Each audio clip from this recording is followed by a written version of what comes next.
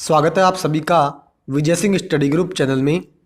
मैं विजय सिंह और फ्रेंड्स आज हम चर्चा करने वाले हैं बलवंत राय मेहता कमेटी के बारे में और आशा करता हूं कि आपको इसके बारे में पता भी होगा।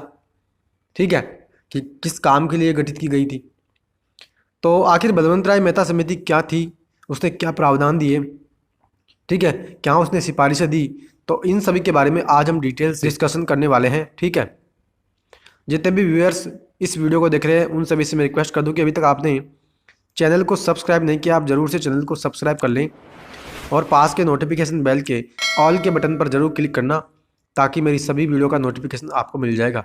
ठीक है फ्रेंड्स, और मित्रों, लक्ष्मीकांत की पॉलिटी यानी भारत की राजव्यवस्था मैं कंप्लीट करवा रहा हूँ, भी मेरे यूट्यूब चैनल पर चल रही है। इसके अलावा एनसीईआरटी भी चल रही है। ठीक है, तो आप उनको देखना चाहें तो आप उनको देख सकते हैं।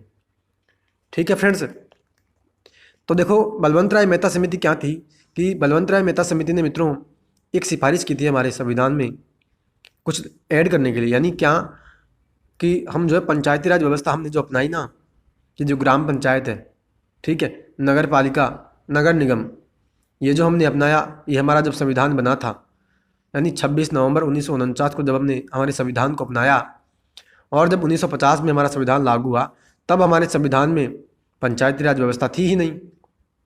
यानी ये तो हमने बाद में जोड़ी थी। मूलतः हमारे संविधान में तो पंचायती राज व्यवस्था थी ही नहीं। आगे जाकर के हमने जब 73वां और 74वां संविधान संशोधन अधिनियम हम लेकर के आए थे और उसके माध्यम से फिर हमने जो पंचायती राज व्यवस्था है वो हमने जोड़ी थी। यानी हमने 11वीं और 12वीं अनुसूची भारत के संविधान में जोड़ी। क्लियर है? तो देखो क्या कह रहा है, कहता है कि बलवंत राय मेहता पहले यानी बलवंत राय मेहता समिति पहले तो गठित हुई कब? 1957 में। क्लियर?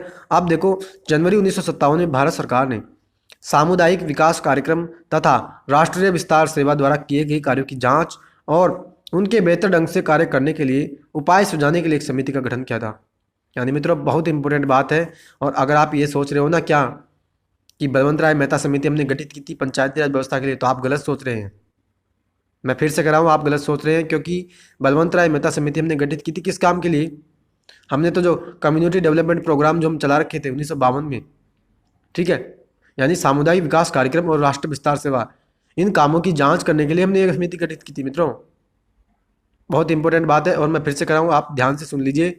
हमने पंचायती राज व्यवस्था के लिए यह समिति गठित नहीं की थी, हमने तो सामुदायिक विकास कार्यक्रम और राष्ट्रीय विस्तार सेवा की जांच करने के लिए, यानी वो जो काम हम चला रहे थे ना, जो हमने कार्यक्रम चला रखा था उसकी जांच करने के लिए, यानी कि वो सही ढंग से चल रहा है या नहीं, तो इसके लिए हमने समिति गठित की थी। और फिर जाकर के हम इस समिति ने कुछ सुझाव दिए थे और तब जाकर के तो हमने जो है पंचायती राज व्यवस्था को अपनाया था।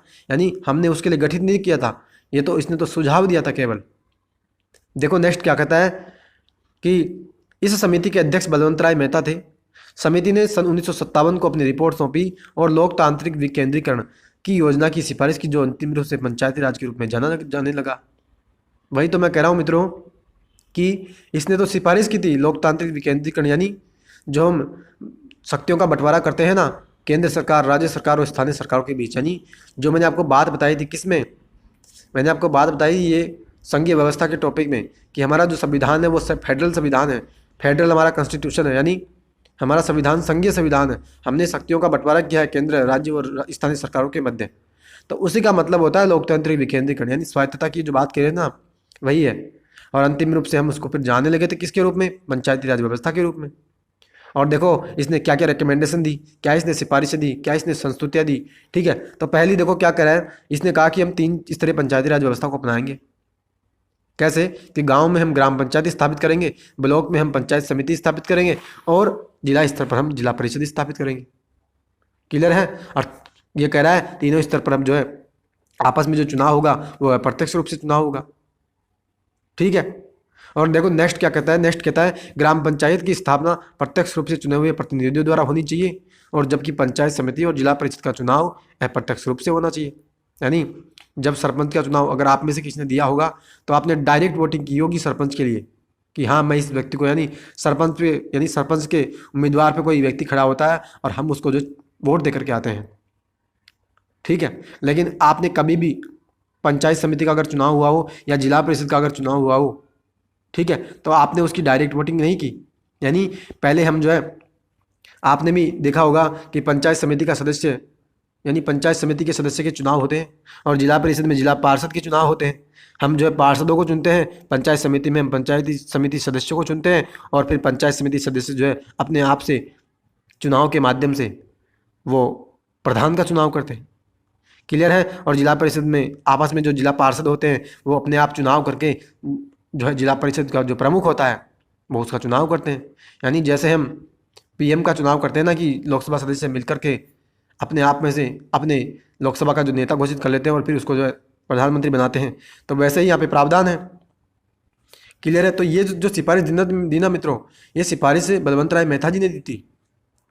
क्लियर है। नेक्स्ट देखो क्या कहता है, सभी योजना और विकास के कार्य इन निकायों को सौंपे जाने चाहिए। यानी कोई भी हम प्रोजेक्ट लेकर के आ रहे हैं, कोई भी हम प्लान बना रहे हैं, स्कीम हमने कोई लेकर के आई है, उसका डेवलपमेंट हमें कैसे करना है, ठीक है, इम्प्लीमेंटेशन उसका कैसे होगा, उसका कार्यान्वयन हम कैसे करेंगे, तो ये सभी काम हमें जो है इन निकायों को सौंपे जाने चाहिए। यानी ग्राम पंचायत, पंचायत समिति और जिला परिषद को।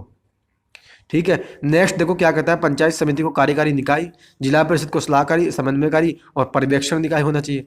क्या कि पंचायत समिति जो होगी ना वो काम करेगी, यानी वो कार्यकारी निकाय है, सभी कामों को लागू करवाएगी।